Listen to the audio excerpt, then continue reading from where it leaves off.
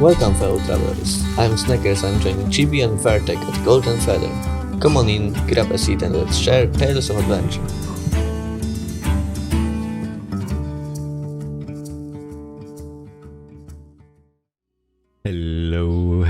Hello, everybody. Welcome to the Golden Feather Tavern, where your hosts, Chibi and Vertek, discuss Ashes of Creation and important topics spoken about within the Ashes community. Every week, we invite you, the viewer, and a special guest to pull up a chair, grab a pint, and join the conversation with us. Today is the 5th of May, 2023, and we're on episode 167, Snekkers. Long run and joke. Yes. We owe a meme. We owe a Snekkers meme. We do. Emote. So it's gonna be made. It's gonna be made, and this episode is in tribute to said emote. As soon as we can find an artist that's gonna do it and do it well, and respond to us. Yeah, and respond to us exactly, and not charge $700 a single emote. Crazy people. It's funny. Ghosted on Fiverr? Yes, actually. Mm-hmm. Oh no. I didn't think that would happen, but yeah, apparently. Yep, they don't want to make money anymore, I guess. I don't know. But yeah, so the traveling bard joining us today, in case you could not tell from the intro or just the general funny demeanor or the little cute little picture on the screen there, is Snekkers. How are you doing today, friend? Yes. Yes. that is doing. Today is existing. Confirmed. That is right. Correct. I love it. And the lovely lady between us is Chibi. How are you? I'm doing well, thank you. A little overwhelmed, but doing pretty well. Overwhelmed? Whatever could you possibly be overwhelmed about? I don't know, the fact that we're moving. Thank you, Allie. Oh, thank you so much. Yeah, officially, I have all of my clothes in a suitcase, and all the rest of my clothes are packed. Yep, we getting ready to get out of here. I am kind of technically living out of a suitcase for clothing-wise at the moment. Trying to pack up everything else. So gotta make sure when the day comes, we just jump in the car and we're gone. Pretty much, yeah. Turn the keys over, make sure everything's good. It's a little sad, but then we get to go on an adventure, a little bit of a road trip. Heckin' yeah. Or wait, no. Sneckin' yeah. Sneckin' yeah. Slug. Snacking yeah. Snack yeah. So, for those folks out there that have only really interacted with you but haven't gotten your life story, what brings you to Ashes? Why do you love it? And why do you hang around so much and torment everybody? I mean, oh no. Hang out with everybody. I mean, yes. Okay. A lot of questions. What brings answer me to any, Ashes? all, or none of the above. Oh, none. None. I'll take E. None of the above, please.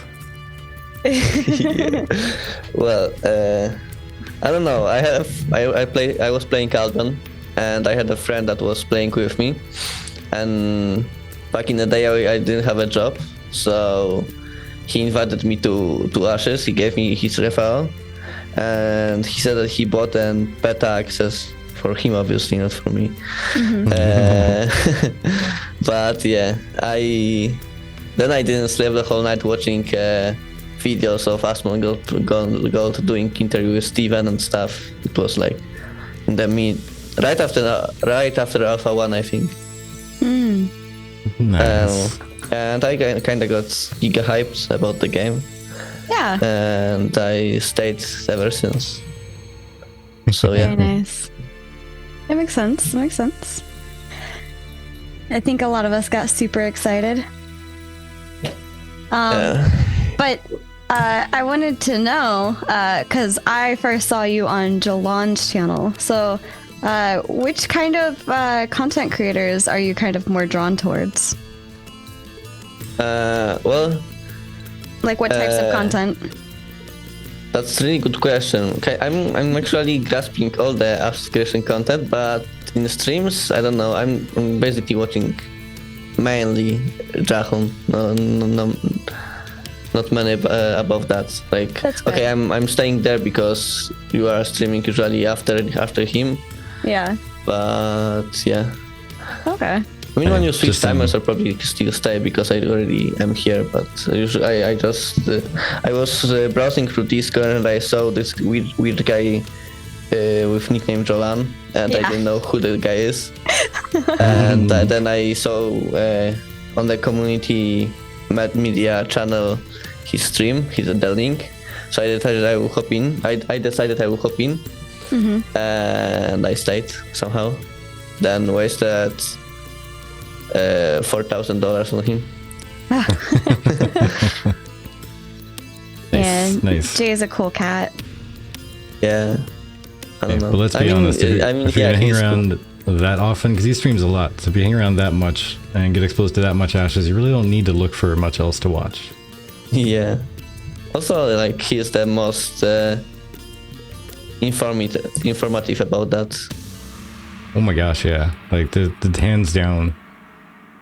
And that's Yeah. even without really doing like research before streaming and talking about it, because he'll go directly from a live stream and start talking about things that they had in the live stream and just spiel out all kinds of stuff about it. A lot of experience, and that's the other reason I watch him, because yeah, I'm already starting my, let's say, career, and he's helping a lot with a lot of stuff. So I'm basically on the learning moment right now. Good. Okay. Learning, growing, everyone's got to start Yes. somewhere. And it's all fun. Yep. Finally got a job, so it's good now. So, you know, since you're such a super serious person all the time and you never make jokes or anything, Yeah, totally. No, I figured I'd go ahead and bring a joke or two. And let's see if you can figure out the answer. Or if anybody in chat can, maybe. So, yeah, why don't snakes drink coffee? coffee doesn't taste good. That's No, a you see, fact. it's absolutely delicious, but it makes them too hyperactive. Okay. And do you know what snakes are best at mathematics? What snakes are the best at mathematics? Long Adders, of course. one? See, Like that's that a one? problem. Yeah. I have no idea what that is. Well, you ever heard of like black adders? I told you. I don't know any snake type in English. He may not Oh, okay. know the English naming. Yeah. I mean, that's fair. That's fair enough. But yeah. Okay, well, this one, I'm pretty sure you've heard the name of this author at least, to see if you can get it. So what is a snake? What would be a snake's favorite author?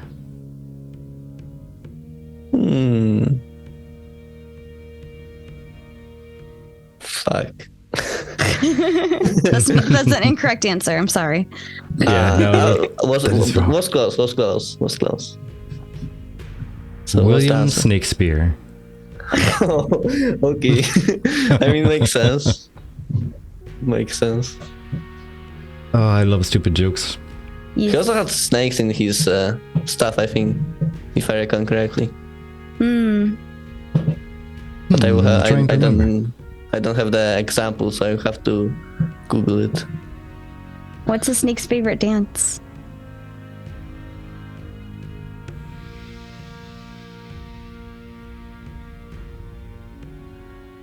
That's something. That's something stupid. I need. Something stupid. That must be something stupid. It's not a square dance, I'll tell you that much. Why not? Minecraft. It's the mamba. Oh yeah, it's well, makes sense. All right. That actually makes sense. Enough with the snake jokes.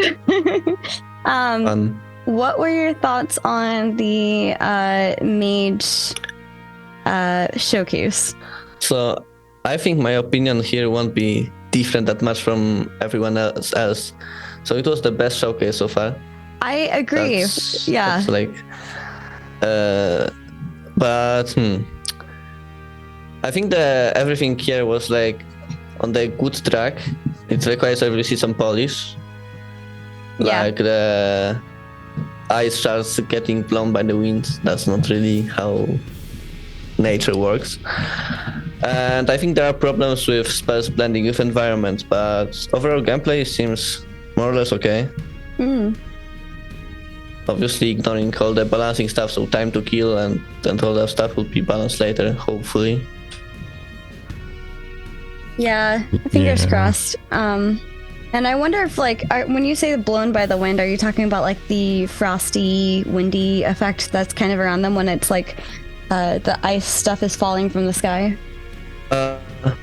Not even that, because the wind, the cold wind that is created, it's normal. Like it would be pretty much normal, because like it would create this ice dust, and also this dust can be created by the difference of temperature. But when you have the frozen spells and they hit the target, they leave behind this particle falling with physics ice shards. Okay. Here we go. And then those shards after some time fly with the wind, and that's not really how nature works. Yeah. That would Yeah, it's work right for the around fire there. spells. Oh, like embers Yeah. and stuff. Yeah. Oh yeah, exactly here, for example. But yeah, I'm about to show this little clip here. It's a 7 minutes and 40, let's say 45 seconds into the that narc video. Which, let me actually share that out. Oh, you have a in case nice someone's video on here, I source. see. Like, Yeah. nice. So, That was a good video. yeah, backtracking it a little Yeah. bit, like he shoots it out, it smacks the thing, falls into little ice shards on the ground, and then they float away into the air like little leaves. Yeah. Why? Yeah. Okay, I see what you're saying. Gotcha. Yeah. So yeah, icicles flying away like that. To be honest, that whole video is worth a watch because there's some really good points in there. And you know what? I didn't tear the video apart. I watched it once before coming into the show last week, and I haven't had a chance to really dig into it again. Sure. I didn't notice almost any of the things that he was bringing up. Yeah, and that's for me. I also haven't really had the time to sit down and analyze or like super look at it. I've been really busy. Well, yeah, we've been busy. But I always notice just anytime I watch somebody else like do a recap on things, they usually see at least one or two things that I did not notice, which is why I find it really important to like watch other people's stuff, because at least for me, I'm like, oh, I didn't even realize that was doing that. That's so cool. Yeah. But this video is a very good example of how community can create some good ideas, because I will guess that most of stuff here he and his community find it out. But if you look at the lightning ball, the ball lightning Yeah. spell, the idea for visual is not he. Someone made the sketches that he is basing on. He even posted them in the video, and I think that's kind of amazing. Same with the UI on the previous stream, that somebody could create a better UI in the top left corner, like the better layout Yeah. for the party members and stuff. Yeah, we definitely seen a few people in the community making new UI layouts, and I think there's a lot of options when it comes to Ashes of Creation. And For sure.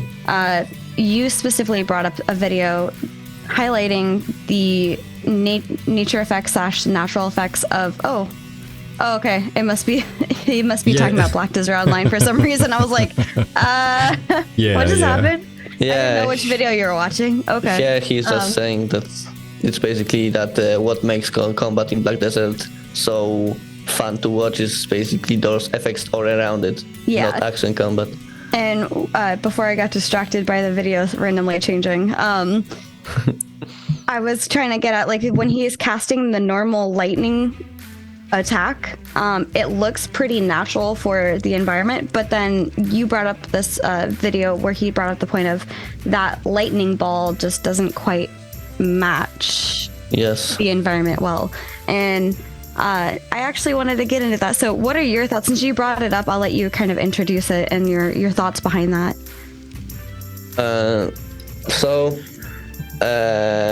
I didn't even notice that thing before, but it obviously felt that something is not out of place when I looked at the spell effects on the stream. Yeah. But I think just only Narc video brought to my attention what actually is wrong with that. So all the spell effects that emit light have this problem that this light is very point-based, so it has a hard border between the source and the environment around. And environment that they created, the world, uses dynamic global illumination to basically image the real lighting, and you can see that on the stream. I don't remember which one, but when Steven was going through the cave, on the cave walls you could see the light is very natural, let's say. Yeah, because of the ray tracing, right? Not exactly, but yeah, more or less. Because in Ashes currently probably it's not ray tracing, but dynamic global illumination that is from Unreal, basically Lumen. But when you look at the ball lighting or other spell effects from the previous stream, like the Tower of Curtain, the light from spells is not actually spreading like that. It's not spreading around the whole inside of the room. It's basically staying in one place and creating hard borders. Yeah, it's very contained. Yeah, it may be creating some contrast, but this contrast makes the spell look out of place. Yeah, that makes sense. And that was a really good point too, is like, while it looks neat, that high contrast compared to the environment, it does definitely kind of make it stand out. And I think whoever pointed it out kind of hit the nail on the head, because a lot of us are like, I don't know why, it just doesn't feel like it fits. And it's for people who aren't familiar with certain terminologies and certain things, it's hard to know why something doesn't fit. You just know it doesn't fit. Yeah, there's just not enough diffusion on the light sources. They're not. Yeah. They're not breaking up quickly enough. Yeah. And like, this looks cool, but the version that he shows where there's not like that giant bubble, but it's more like just traveling along the ground. Yes. That seems like that might be a little bit more natural. Yes, exactly. And that applies to all the spells, but it's most visible on the ball lightning. Yeah. So, and to be fair, Blizzard already uses it. You can't see the exact border of Blizzard. You only have this more or less idea when it ends. And I think it's fine, because maybe it's harder for players to read if they are inside or outside the collider, but that can be also a part of skill. It's not that hard to learn where the spell ends. So that might be the kind of what you learn from experience, and mages will know it better because they use it more, so that makes sense too. Yeah, that makes sense. Could you go back real quick for a sec? Just about 10 or so seconds, maybe 20. Yeah, that's the exact effect that Narc showed. That's what he meant by how light spreads in the room. Right, I was gonna say that. So this part is when Narc is talking about the ray tracing and the lumen kind of bouncing the light around the room naturally, and then how like much light or little light is affected, and then how in Ashes that's not quite the same thing that's happening. It's not quite doing the same amount of light bouncing. And I think Snekkers, what you were saying is like it might be like an older version of it where it's not quite as nicely diffused. Yes, like that may also be a custom design too. Oh yeah, this one. I don't know who made it, but it's awesome. I like it. Yeah, no, I definitely think that would be a better interpretation. And I like the little like cloud, so that there's like something that the lightning is coming from. I don't think that's the cloud. Oh, it looks like a cloud. I think that's to show that sparks from the ball goes to the environment. Okay. Here you can see the screen-to-screen comparison. Yeah. current effect to what it could be. Yeah. And let's be honest, it's day and night. Yeah. It does look really cool, and I feel like that would make it feel a little bit more natural with the world. Yes, for sure. Yeah. And it's possible that they actually designed the lighting like that to make it be more spectacular and fantastical. Yeah. In which case, it's going to be is it a design choice to stay like that, or is that just like the first iteration? Like they made the stuff, but didn't really test it out in dark environments to see just how drastic it is. I think that Roland used the correct word to describe the current some of mage spells that we saw on the mage showcase. The word that perfectly describes them is they look cartoony. Yeah. It looks very Final Fantasy-esque, which is cartoony. Yeah. So when spells are cartoony and the word is semi-realistic, it creates this contrast. Yeah. And that pretty much hits the nail on the head, because as I was looking more and more at this, I was like, I could. It feels kind of on par with Final Fantasy 14 and their spell skills set and effects. For sure. And I don't know. Maybe it's just a different lighting pack might make it look better, even if they stick with the globe instead of just traveling and connecting along the ground. But maybe having a more realistic light effect, or light, what do you call it? Artistic style on top of it instead of cartoony, as Jolan put it. Yeah, stylized. Stylized, thank more you. Realistic. It's more realistic lighting. Light. Yeah, realistic. Yeah, my English is limited. This bouncing light would be very, very nice to have on basically every spell that emits light. Because like Narek showed on the previous screens, it was also the issue in Tower of Carfin, and also even before that. And they already had that tech because it was basically in Unreal 5, and they already use it in their direction of the sunlight. Yeah. So why can't use it with the spells? Right. Yeah. It should not be an issue. As Alexia says, now that you mention it, I see what you mean. The magic effects looks different from the rest of the game. And they think that the second version of that lightning ball, the one that's not a sphere, looks good. And also the one spell I don't quite like is the one that makes the ice spikes come from the ground. When it ends, the ice just disappears back into the ground, which feels weird. It feels like it should break apart or something. Unless they want to emit the melting. Yeah. I was like thinking like perhaps it was more like melting or something. But even like here with the ice, I think they can make the ice look a little bit more realistic to the world, just a little bit. Sure, with the style. But also they have to keep it visible. So yeah.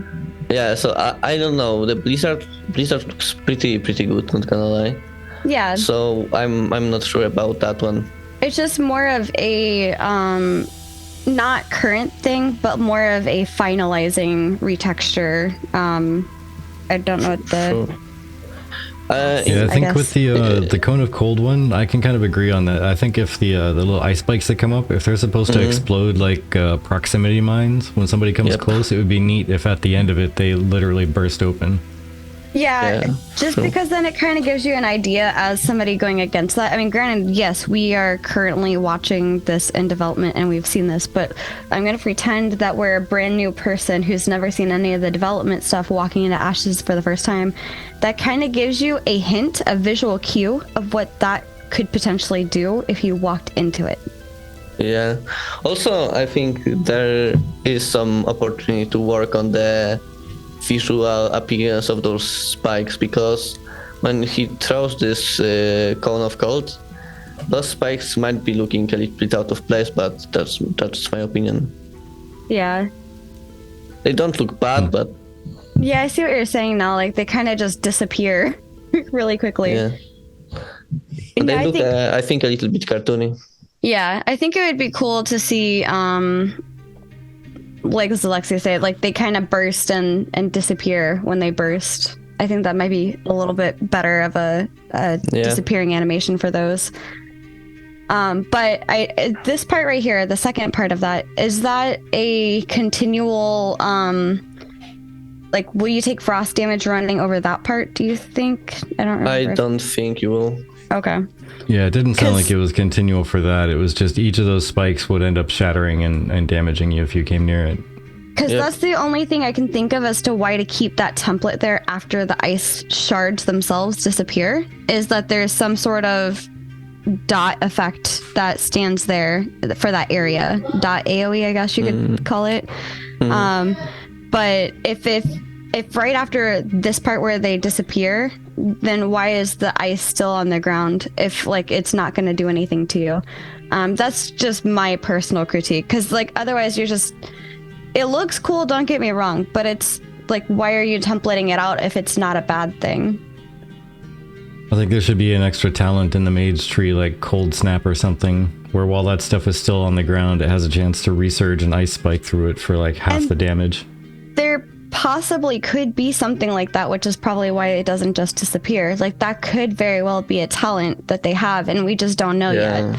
So like it's one of those, it's hard, like when they ask for feedback, it's really hard for me to give feedback without knowing the full context. Like, let me understand the full context of why this spell is. Like, what are all the things you're planning on doing with this spell so that I could provide proper feedback? Because, that does change things. If there's a talent that allows you to do where that area of effect lingers for a little bit after those initial bursts go away, then that template makes sense. But if there isn't, then that template on the ground just doesn't make any sense to me. I want to go into something kind of similar because, like, we're watching as he jumps up in the air and does some casting, also known as animation lock. And some people were kind of a little frustrated by the 6-second animation lock, especially for the fact that Ashes of Creation is such an open world PvP game. Is it though? I mean, is it though an animation lock? Because you can slowly move and you can cancel the animation whenever you want, no? Yeah, it's not exactly an animation lock. I remember reading through that post, and that person made their point in a very dramatic way. Yeah. I see what they were saying, but they were very dramatic about it through the entire thread. That's kind of why I'm not like sharing it, but I wanted to talk about it. But I mean, outside of the adding extra drama to it, they're just upset that you get stuck casting for a long time with the mage and long cast times, even with like the lightning strike. Oh yeah. Let me actually wind this back. Lightning strike does not have cast time. Yeah. Because the typical mage that I think of, and a lot of people I know think of, is the long cast times and big damage. Yeah, but that's really the identity of the mage. You have cast times, and you have the big damage from that. In Ashes, you even can move. I think in WoW you couldn't move when casting. Yeah, no. WoW, like you move, you're canceling your animation immediately. Yeah, exactly. So I think it's even more forgiving in Ashes in that term.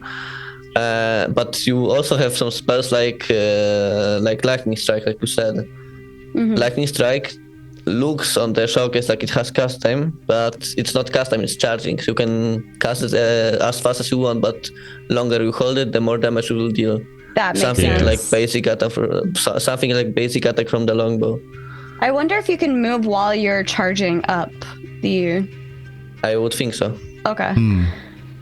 And this just comes from me not being able to, test it and feel it hands-on, and that's the other half of it is like, I don't like giving feedback until I can feel it myself and I can experience it myself, because then I have that direct like motion to experience that I can talk about. you can move when charging this ice shard, or was the ice bolt, or what was it called? Yeah. You can move while charging it, casting it, so I would imagine that you can move when casting the lightning strike. Yeah, it would make sense. Like, it wouldn't make sense to be able to move for one and not the other, unless there was like a really big reason, like a really big DPS result or something like that for not moving. I saw one concern about people, because that people were saying that it might be this moving while casting might feel like root with the movement speed that you have. Like you can move only at 20% of your speed, so it's basically rooting you. Well, I mean, And first of all, I disagree. Sense. And second of all, changing the percent of movement speed is easy to balance. Let's say, like it's just changing a number, and I would not pay that much attention to that at this stage. Yeah. Yeah, Well, I mean, go ahead. no, I've chatted a lot. It's your turn. I was gonna say that I think people are being a little bit extra with that, to be honest. Like, just complaining about everything that is typical mage. Like, you can move. That's more than what 9 out of 10 games that have a mage. Yeah. At least. But as far as MMOs go, there's always an issue about balance. Like, if you're going to do big damage, you need to have the disadvantage, like long cast times, no moving while you cast, that type of thing. Yeah. So Ashes and Intrepid, they've taken a step forward in that, and they've tried to find ways where you can still move while casting. And it seems like some people just want the entire thing. Like, no, we need to really be able to move. Like, I need to be able to run full sprint, and while I'm blinking, I need to be able to charge one spell and hold a cast time for another. Yeah. But then why would go Ranger if you have full mobility as a mage? Yeah. Well, my counter to that is, okay, so what you're saying is you would like to have a fighter that can dash 7 times. I mean, And just do a heroic leap like 7 times in a row and catch up with you while you're running away. Because that's what they want. They want like 7 gap closers in a row so they can catch up with range and get to you. Yeah. That's so. And then we have then we don't have this slow 30 seconds time to kill combat. Yeah. And then we have BDO 2.0 but tap targets, and nobody will play it. The thing that I was gonna say is it makes sense that you have a slowed down response, because if you think about it, you are focusing, right? So if you think about if you are trying to do something and you're talking to somebody and you're trying to focus on what you're saying, your response rate to that person is going to be slow, because you're working extra hard, not only to concentrate on whatever it is you're doing, but also concentrate on how to respond to the person as what they just said. Or if you're in the middle of, like, say, texting while you're trying to walk, you are much slower at walking when you're texting, when you're focused extra, in my opinion. Either that or you're walking into traffic, one or the other. Yeah. But I think it's very realistic, because you're focused on channeling, you're putting a lot of mental effort and like work, physical work into like channeling on something. And even in D&D, I don't think you can channel technically and move. It's just you can move as an action and you can fight as an action, but you might be able to add a flavor that you did that while you moved. But it's kind of one or the other with D&D even. By the way, did you guys notice that there is a screen shake and all of that stuff around the skills of the mage? I did not really realize that. No. Which one?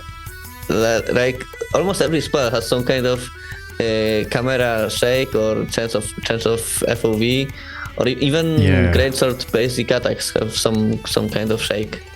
Yeah, like and even watch this when I go to noticeable. Yeah, like when I go to rewind this, check this out when it starts playing. When he starts to cast the blizzard, the camera zooms out as soon as he jumps in the air. And then when it ends, it zooms back in a little bit. And I think that's cool. Like, every one of them seems to have some kind of effect to it, and I love that. I see. There's the slight, it's just so you can see like the full area. Gotcha. Even casting a shield makes a small camera shake. And I think that's very good, because they have those subtle camera shakes and movements that you don't really notice, but you notice. Yeah.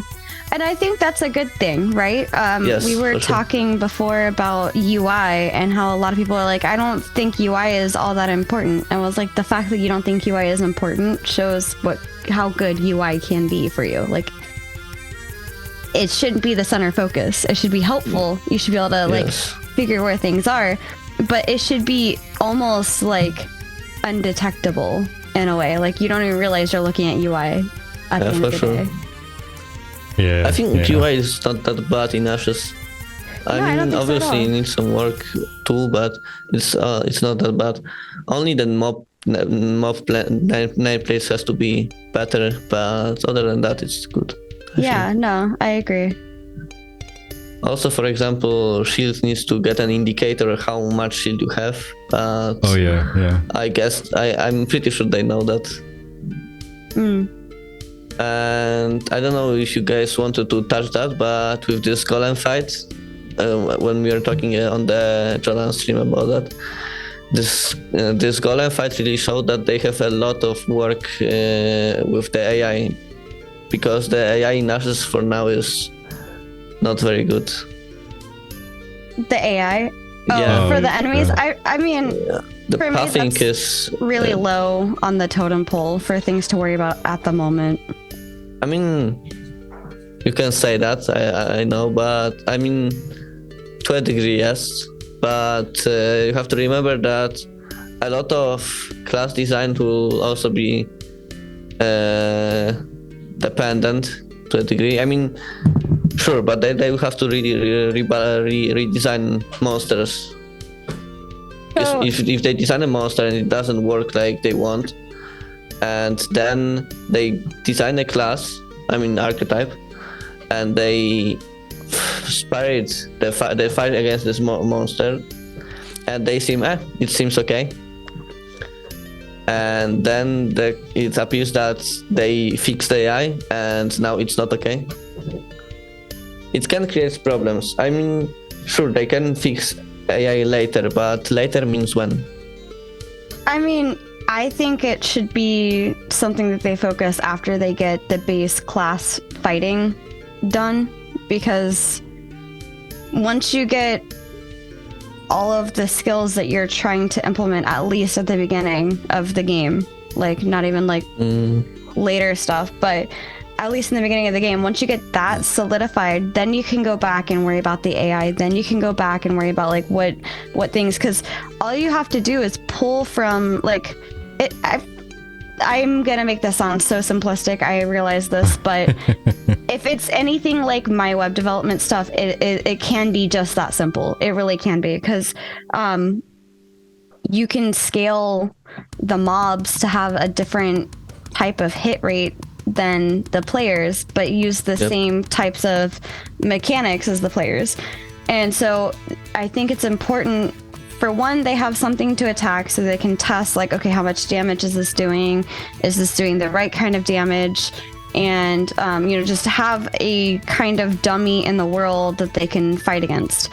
And then once they get all of the player character stuff sorted out, then go back and worry about the AI. Go back and worry about those mob packs and how they behave, because getting the player character down and making sure the player character down is going to be, in my opinion, more important than a mob. Because sure, while fighting a mob should feel important, I honestly don't really reference fighting one mob versus another, except for how I feel when I'm fighting and leveling at the end of the day. Like, I don't remember how Razorfen feels for me to fight against versus anything else. It's not something I think about. Sure, but then Yeah. Well, the thing also to think about real quick, just to drop one thing in there, is that if you think back to Alpha 1, the AI wasn't like amazing and crazy, but it was basically your standard typical MMO as far as I saw. I didn't see any like really dumb AI that was doing silly stuff. They all seemed normally reactive, like a normal MMO would be. Nothing special, but nothing bad either. So when they're doing these demo videos, the AI, whatever it's doing, is it's a lot dumber than Alpha 1 was, a lot dumber. So either when they upgraded Unreal Engine, there was some new features that they're toying around with, or they might be doing it purposely for one reason or another. I mean, they said they changed the AI, but it doesn't appear that was changed for the good.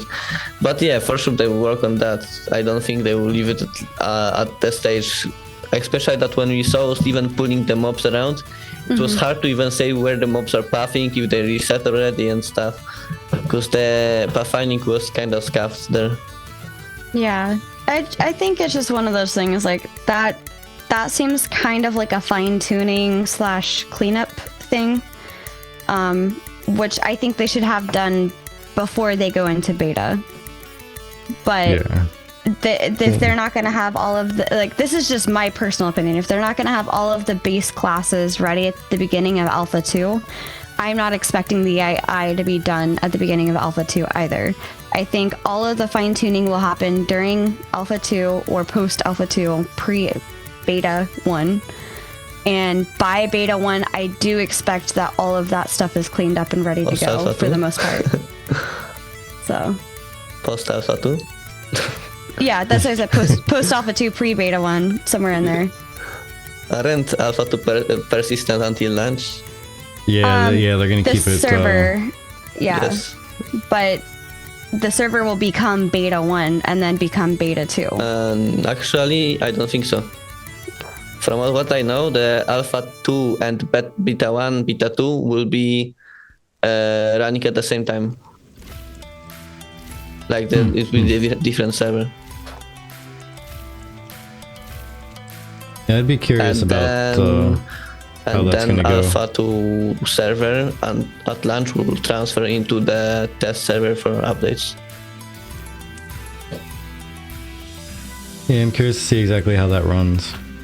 Yeah, to me, I think personally, I think it would be silly like once they launch into beta and they need people to do beta testing and they still have the alpha servers open, it's either just a server running for nobody to be there or they're splitting up their testing and they're having people test alpha content, which they don't need tested anymore because now they're in beta content.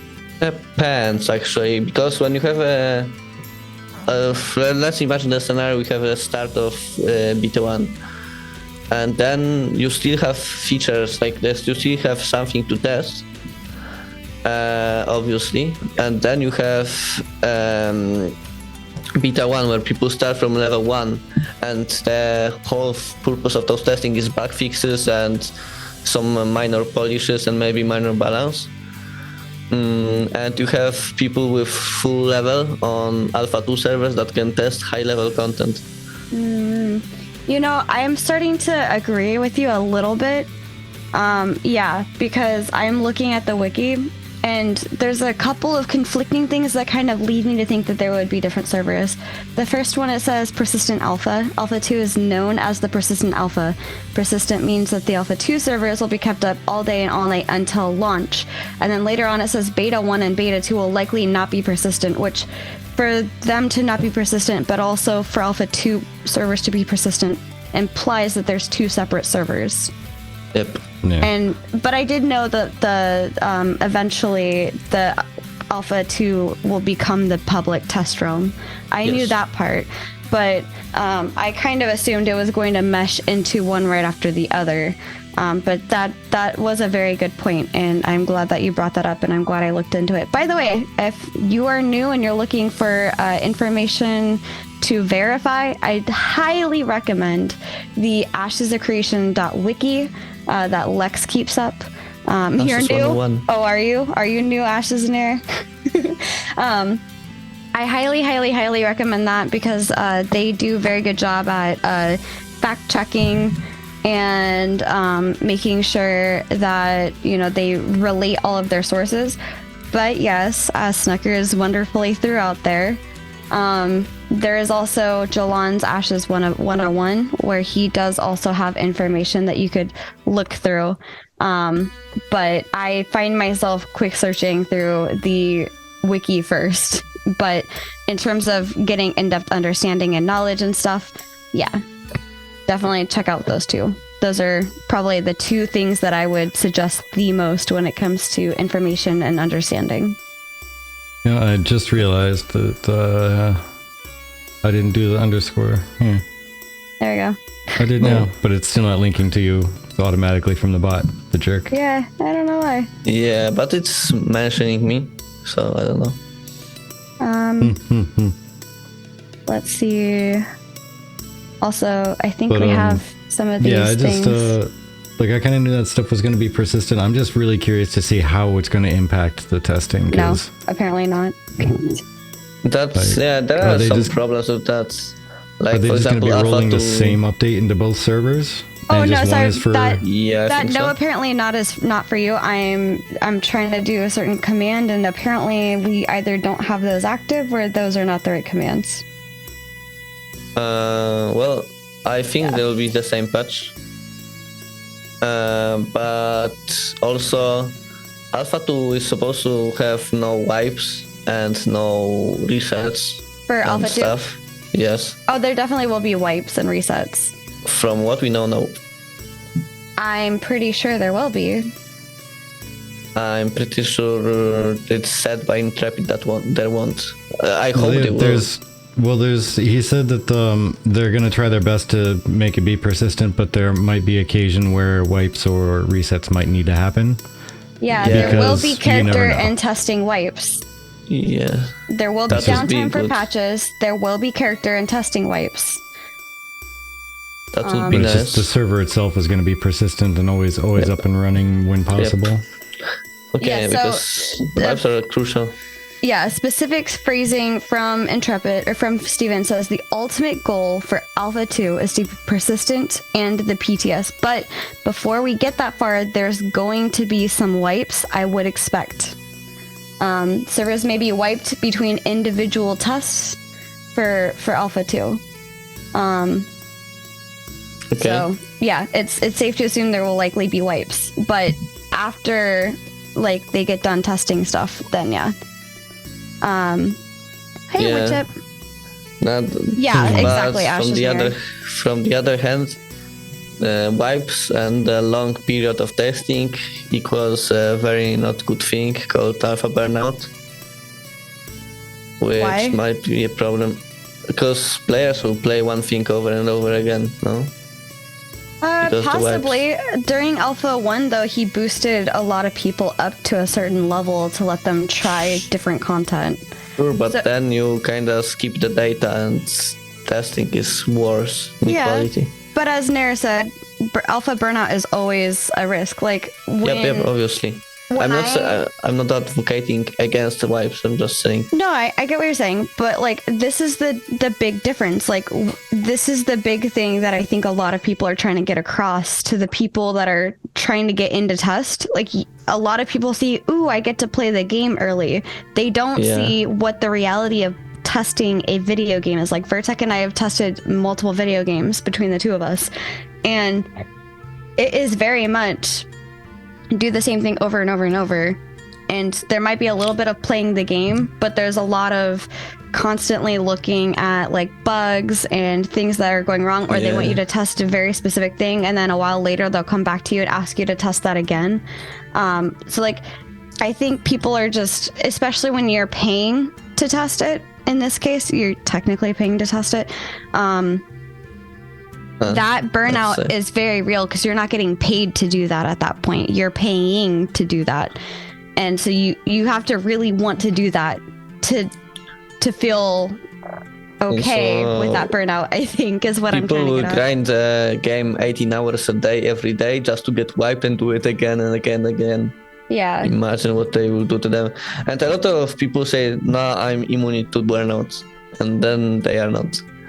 Yeah. I remember in primary school when I was thinking about game testing, about QA job, just playing games, testing games, and you're getting paid for that. Yep.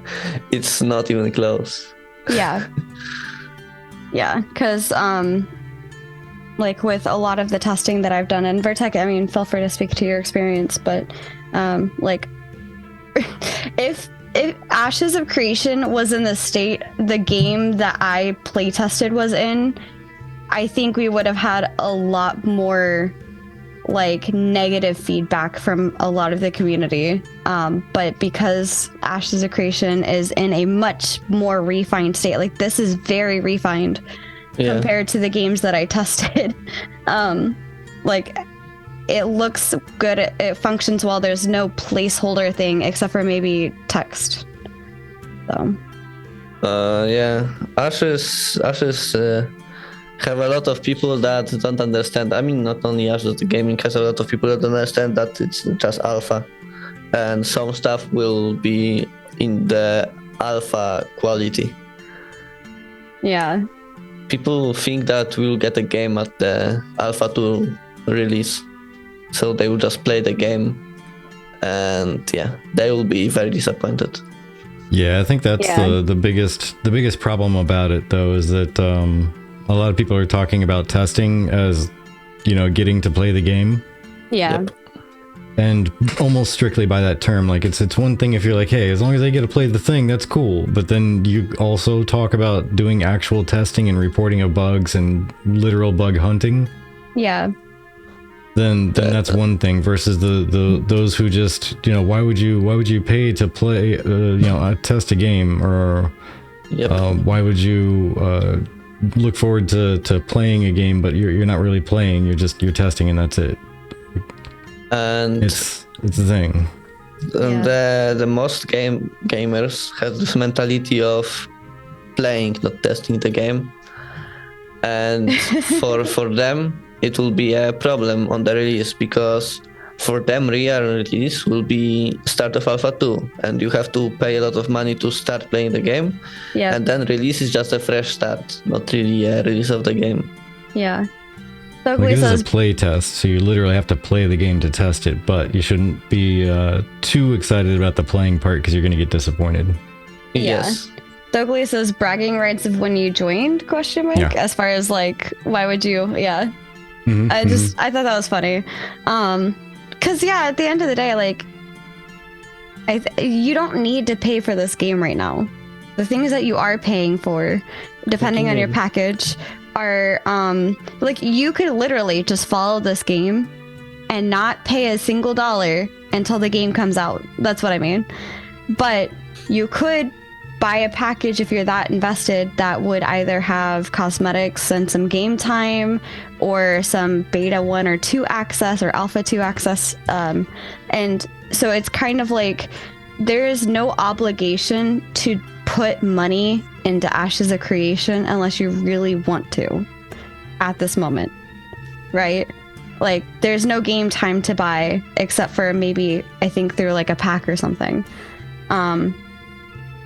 But it's one of those, nobody is forcing anybody to pay for this stuff. Unless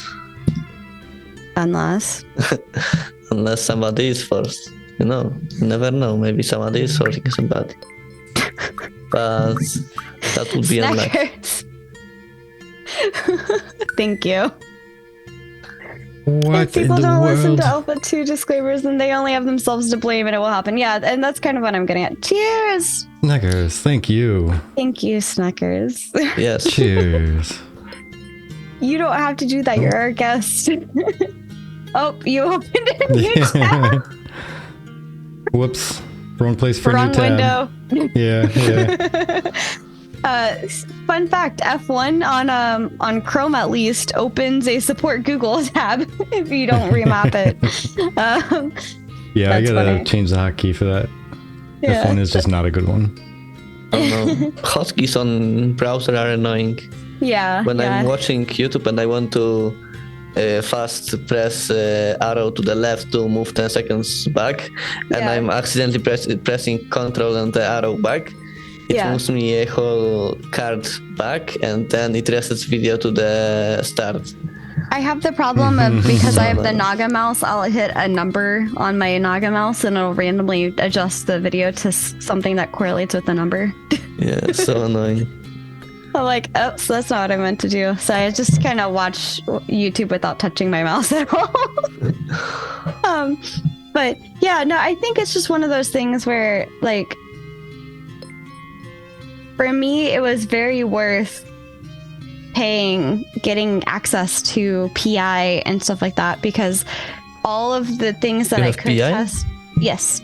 Leaks? No, I can't. I can't even make jokes about those because I don't want to get in trouble. I almost did though. But no.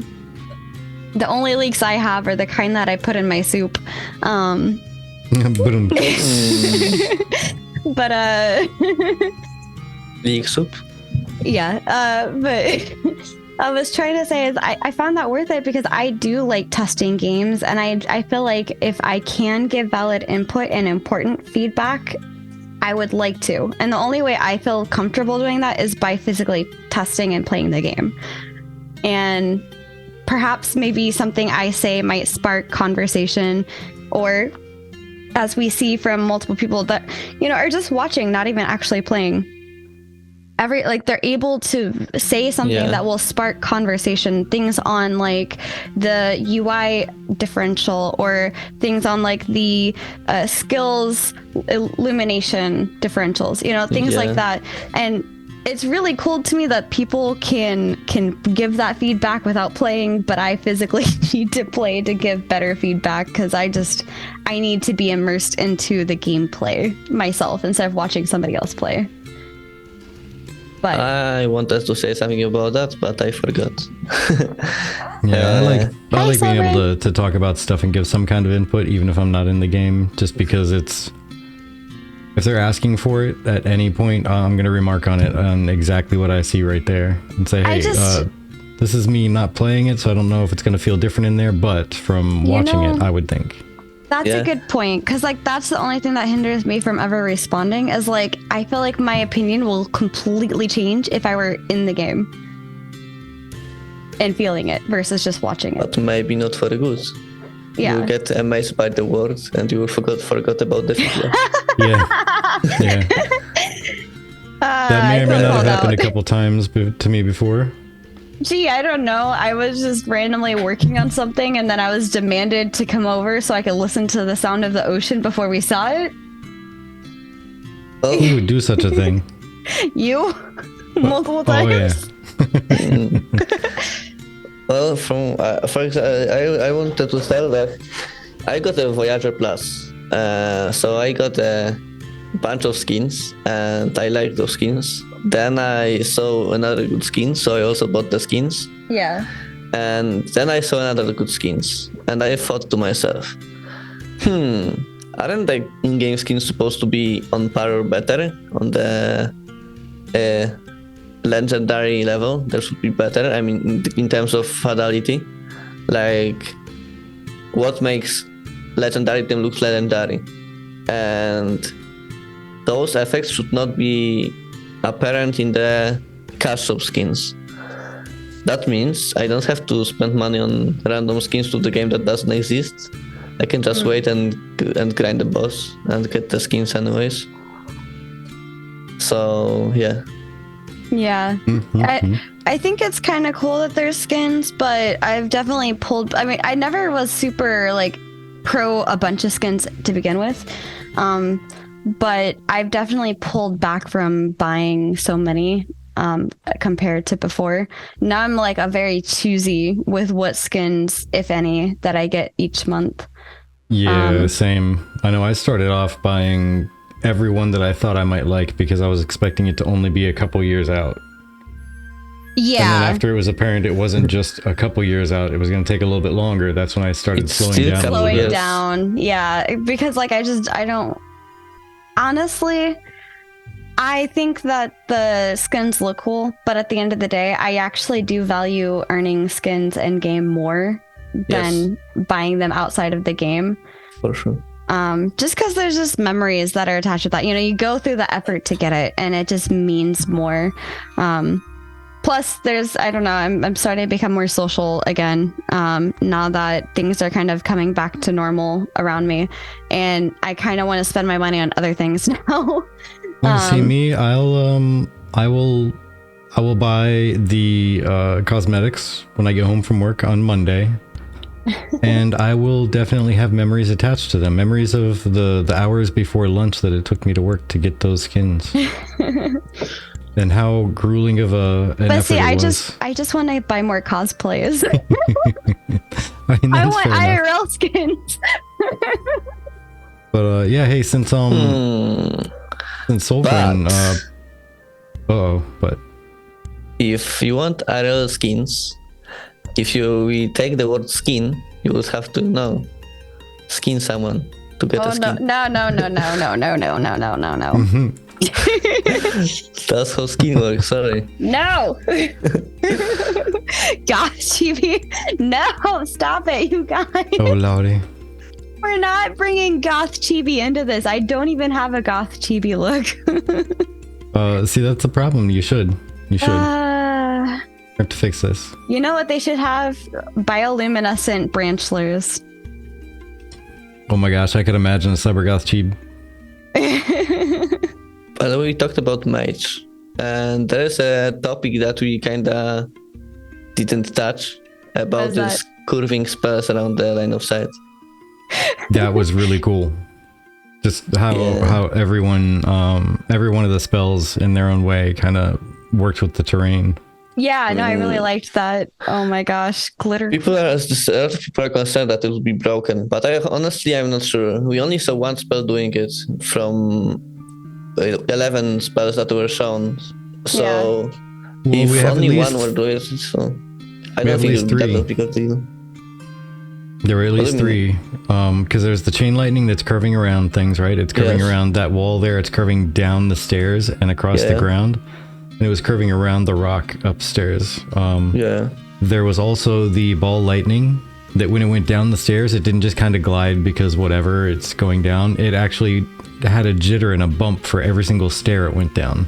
Yeah. Sure, but I don't think that spell counts as ignoring line of sight. It's more Following like the just sure, but it's more like a skill shot that doesn't really turn, doesn't really curve. So if it follows the terrain, but chain lightning it curves behind the line of sight. It just curves around the terrain, not really a projectile. And I think that's the main concern. I don't think I think everyone is happy with the ball lightning following the terrain, but a lot of people don't like the chain lightning curving around the terrain. Does it feel I a don't little know bit why. like, what's that called when you're aimbotting almost? Yeah. Yeah, Like aim yeah, we were assist? chatting aim assist. Yeah, we were chatting about that earlier in the episode. You could probably go back and see our thoughts on it when this goes live. But sure. yeah, we definitely did talk about that a little bit. Sure. But I made a funny question. If I have a wooden shield and cloth armor, will chain lightning hurt me less? I don't know, but if you have bikini armor, I'm sure it will hurt a lot I mean, less. yes. You know, there'll be no metal to hit, right? I don't remember how it's exactly, but aren't cloth armor works that it's basically magic res, higher magic res. I thought I remember it working that way. I'm not sure if I'm correct. It would make sense that if you're wearing plate and like mail, that it would affect you more because lightning rods, right? Yeah, if I remember correctly, it was like the plate heavy armor is against physic and not versus magic. Mm-hmm. The meat armor, the leather armor is both, like 50-50. Right. And the then cloth cloth. is very weak versus physical, but good versus magic. Yeah, that would make sense. Okay. If we get chain lightning, better see snipe hit it people from across the map. Yeah. What about Steven we're talking about the snipe with combination with mage? So you have a scion and snipe curving around the terrain. I actually had an idea just now. So you know how some D&D classes, they have the ability where you can kind of see through another perspective. What if you could use, like, for a rainy terrain or something like that, what if you could use clouds to move to be able to, like, attack somebody at a distance with the lightning? But, like, you have to you're physically staying put, but you get to move the cloud around to the person and then strike them. Select the target though. Like that Obviously little, yeah. like that little turtle in the cloud in Mario. Thank That you. will be broken from scouting, no? Possibly. Yeah, I mean, it could be like a hybrid thing. I don't know. Thank you for the hydrate. Yeah. Anyways, I think the curving around the train won't be that big of a deal if it will be just a few spells. Not high damage spells. I better be able to summon a huge bird that picks up mages and drops them to their death. But yeah, no, I agree. That makes sense. But yeah, I don't know. I feel like we successfully covered an entire episode on just mages. There you Funny go. enough. It went fast. Yeah, it did. Oh my gosh. Yeah, seriously, time does fly. So here you go. One more topic for us to chat as we start to get ready to close out and whatnot.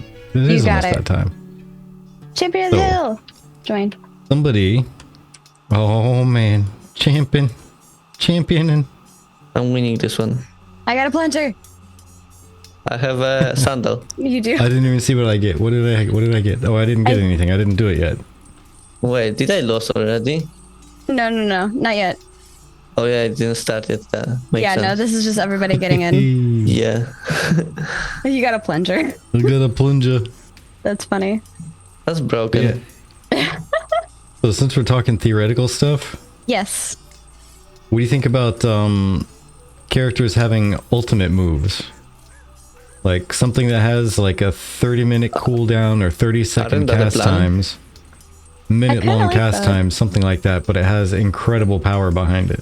Like they were talking about during a siege, being able to I- knock out like a portion of the city with it. Don't think that long cast time can work because then you get interrupted. Very long cooldown, I agree. And I think that's the plan, no? Like the idea of 8, if you have 8 summoners in the party, they can cast this ultimate spell together to summon very big siege golem. Yeah. And I think it was for rangers, it was the idea of summoning a rain of arrows. Zaria won with the teapot. And Yeah, I think so- Tanks had the idea of summoning the wall, but I don't remember because I think Yeah, it changed already. Yeah, because someone else in Yeah. that thread, I forget where, ended up saying something along the lines of, if there was say a 1 or 2 minute cast time, but you could literally see like a beam of light or some kind of indicator from even as far as the other continent away,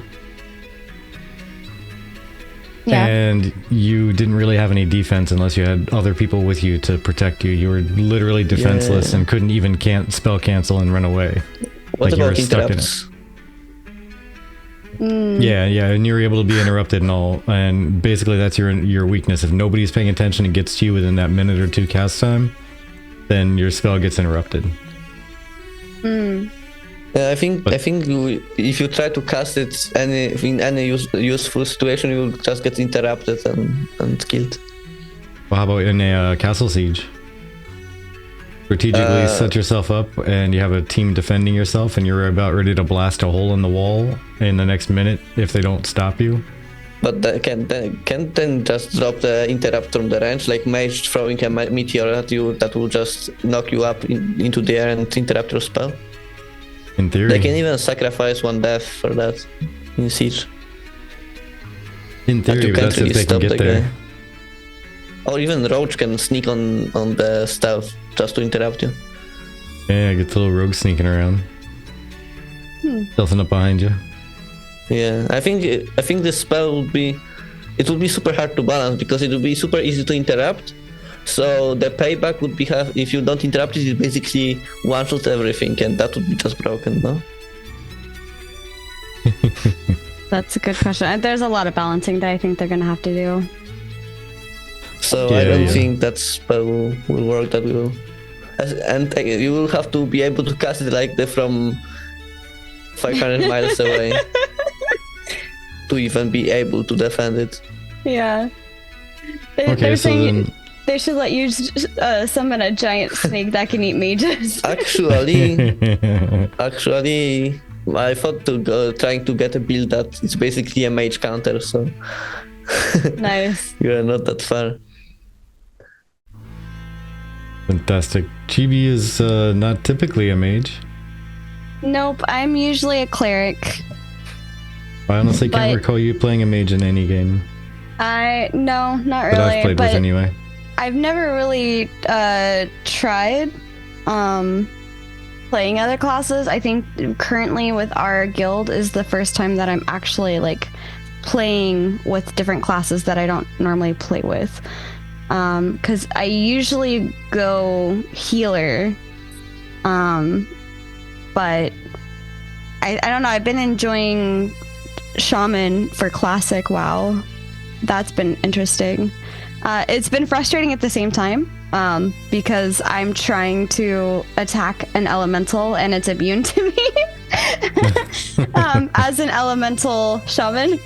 So like it's fun but frustrating. But it has its own like pros and cons compared to what I'm normally playing.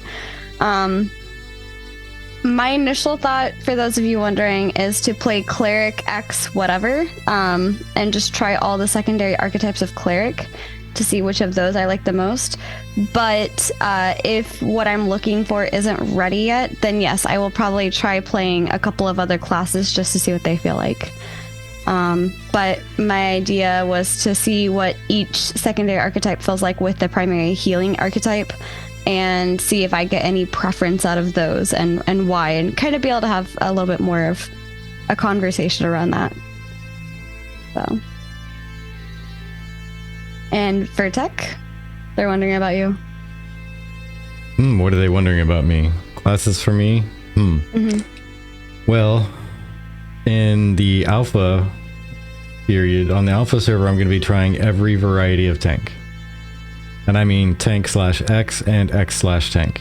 Anything that has tank in it, I'm going to try it.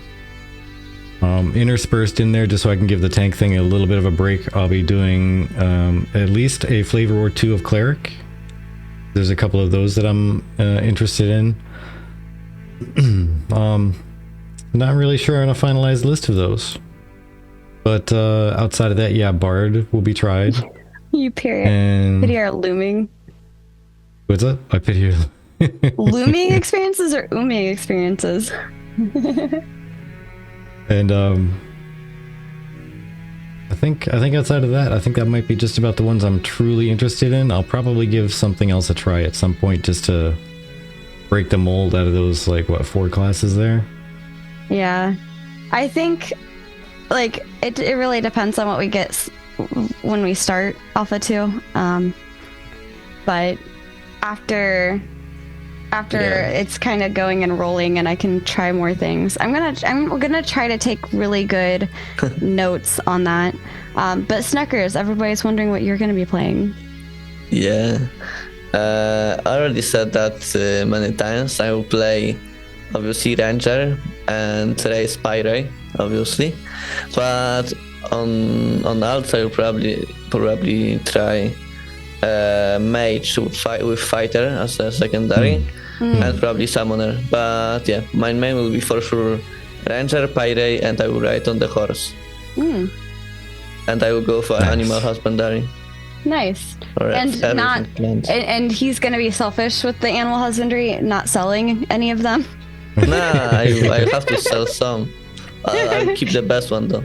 Keep the best Sell one. the I third mean, that's tier and fair. below. That's the whole purpose of animal husbandry. You keep the best for yourself. But yeah, I just know that I've never really been much one to do like the fighter or ranger or rogue type classes unless it's just needed and I happen to be the only one who's willing to try it. That's about the only time I really get interested in doing those. I don't know, I like bows, so I'm playing Ranger in every game. Bows are fun. But not in real life, in games. Yeah. Ranger's the best. Snekkers, you're so smart. I'm going Ranger, but this compliment has nothing to do with all this. Yeah. Ranger's the best. We only saw 3 abilities and it's already OP. I agree. Yeah. It has airstrike. Let's be honest. They call for the military. There you go. Yeah, I know, like the mage thing, I wasn't terribly interested in it outside of interactions with the tank class. But it might be kind of neat just to we'll have to see the showcase of fighter and ranger again. Yeah, it was cool to hear that some of the skills were potentially augmented though in the mage showcase. Because like if you look at it from the perspective, on mage we saw 11 abilities, on tank we saw 6 if I remember correctly, on ranger 3, on fighter 2 without UI. So fighter most desperately needs a showcase again, then ranger, then tank. Oh, and cleric I think we saw 6 or 8. Yeah, cleric wasn't a true showcase. Though I wish they had done an actual cleric showcase because I feel like in the way of cleric, I didn't really learn a whole lot. But yeah, not the same way that the mage is in the second tank video where. That's just my personal thoughts from a cleric's perspective. About this airstrike comment, I don't think. I mean, it depends how you use it, because if you saw a lot of enemies ahead of you, you don't really use it to jump into them.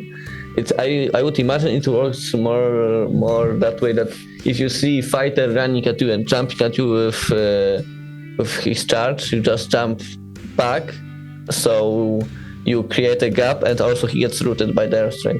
Mm-hmm. Also, yeah, same as Alexia. Just saying, if a ranger jumps out of cover and comes running at you and your group and does an airstrike over to behind you, you might want to look out from where the ranger came. There might be the rest of the party coming to attack you from behind when you turn around to gank the ranger. Mm-hmm. Yeah. Total distraction move right there. That's how I would use it. Well, a lot of plays possible with that spell, and it looks cool, so I'll use it for sure. Maybe, we'll see. Grab your attention. Yeah. Mm-hmm, mm-hmm. But either way, to diversion. believe, it might be just about time to wind it down and scoot on out. So, Snekkers. None of the rangers texted. Walker, Texan Ranger. Jeez. But yeah, Snekkers, did you have any closing thoughts, closing statements, anything you want to plug, anything you want to say to these kind people hanging out with us? Yes, vaporware. Vapor. A troll to the core. Troll to the core. I love it. Yes. All right, how about you there, Chibi? What was the question? I'm sorry, I sent you a DM. Oh, if you had any closing thoughts, statements, etc. I'm excited to see the future of the development. I think that the community has given a lot of good feedback on the mage, and I am excited to see what Intrepid does with that feedback.